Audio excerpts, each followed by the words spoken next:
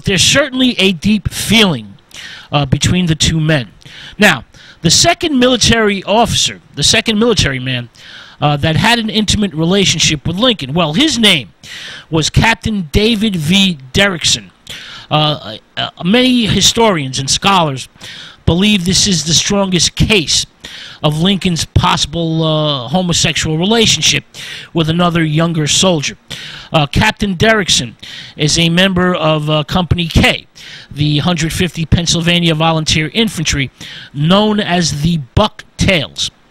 He's assigned to Lincoln's bodyguard in the fall of 1862.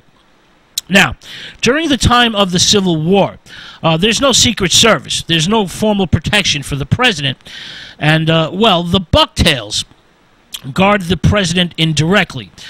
They secure the grounds around the White House and the soldiers' home. Now, the soldiers' home is where Lincoln and his family spend the summer months. They try to get away. They try to escape the heat, humidity, and disease that's, well, infesting Washington, D.C.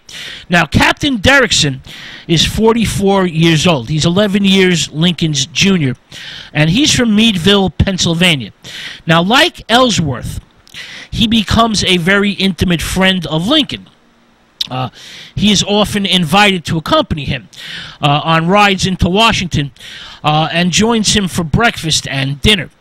In 1895, Lieutenant Colonel Thomas Chamberlain writes a history of the Bucktail Regiment and tells of the regiment's exploits during the Civil War.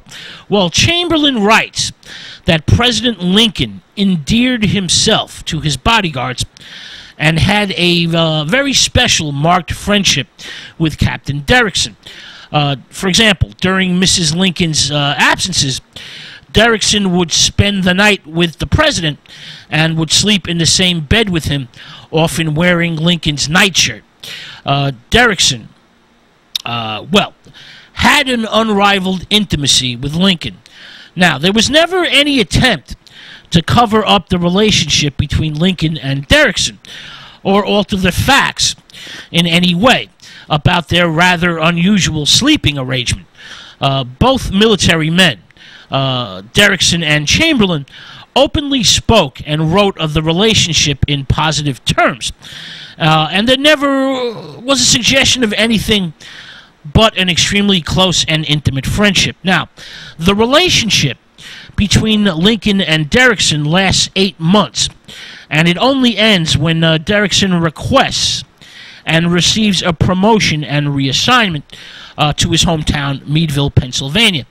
Derrickson was actually married twice and was the father of 10 children. One of his sons served with him in the Bucktails Regiment and remained part of Lincoln's bodyguard after his father leaves.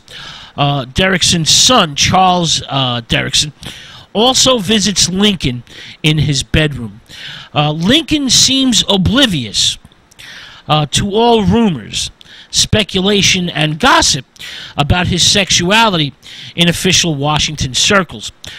Both Lincoln and Derrickson were married and fathered children, but they may, and I say may, fall into the bisexual category.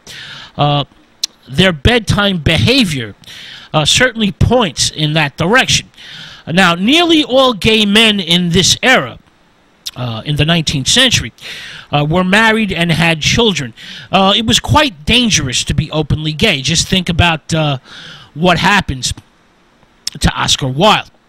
Lincoln, at times, was a, well, highly peculiar, if not extraordinary individual who had many doubts about women and marriage. But none of Lincoln's male bedmates ever remained silent or refused to comment on their intimate connection with Lincoln.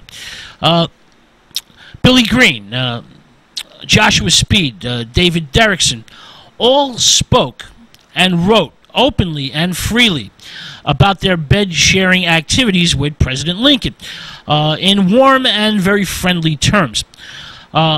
Lincoln certainly loved these gentlemen, but was it in a romantic or sexual way?